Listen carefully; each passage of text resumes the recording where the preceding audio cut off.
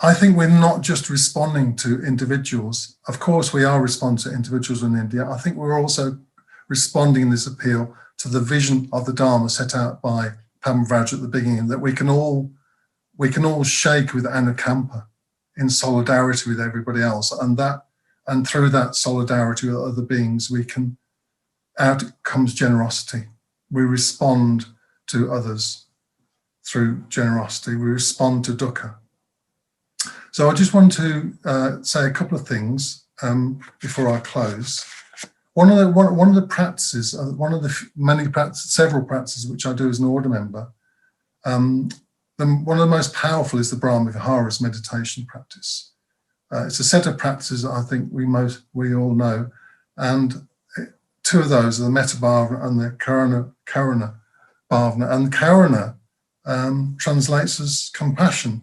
So in this practice, we connect with the universal truth of suffering and generate or allow to arise compassion in response to that connection with dukkha. And it's a compassion that goes beyond likes and dislikes. It's a compassion that goes beyond the confines of space and time even. It's a compassion that connects with, vibrates with, resonates with the deep fundamental humanity of another being. And the fundamental part of that vibration is a natural urge to not want another to suffer. So whenever and wherever we encounter suffering, if Karuna is present in our experience, we want to do what we can to alleviate suffering. So India may seem a very, very long way away in terms of kilometers for many of us, but we can still express Karuna. We can still vibrate in sympathy, in empathy with our Indian brothers and sisters through Anukampa, despite the geographical separation. So I'd encourage you to sit in meditation tomorrow morning, or this evening, and in meditation, if you're doing the Metta Bhavana or the Karuna Bhavana, just see if you can sit and allow Anukampa to flow through you. Allow this trembling, this sympathetic trembling with others arise, and through that, and see what happens. You might end up giving more to this appeal from that Anukampa. And what I find wonderful about Karuna is that you can respond to people even though you don't know them. You don't have to know people to respond to them with very powerful Karuna. By giving to this appeal, you will probably positively impact the lives of people who you will never meet. How wonderful is that we can have this wonderful impact on the universe. And the other thing I want to say is the crisis in India has brought to mind my dad's death, who died of COVID in January this year. And considering the circumstances, he had a very good death. In his last days, he was completely dependent upon oxygen, on an external supply of oxygen. In fact, he was being supplied with 15 litres of oxygen per minute. 15 litres of oxygen per minute. He'd become so dependent upon oxygen.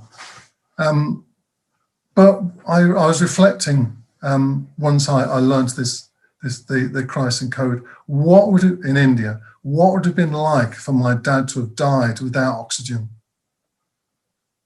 One word, traumatic. It would have been traumatic for him. It would have been traumatic for us as a family, for him to have died gasping for oxygen. I don't want any brother or sister in India to be short of oxygen. Having been on the COVID ward in the UK, which is, I should imagine, quite privileged compared to India, I do not want people to die because of a shortage of oxygen. Our breath, as we know, is very dear to us. We just have to stop breathing for a while, and quite soon emotions of panic can arise quite quickly. So let's do what we can to prevent that from happening in India. With your help, we can ensure that people are not short of oxygen in the order members who oxygen are not short of it. So please do give, and we will do the rest.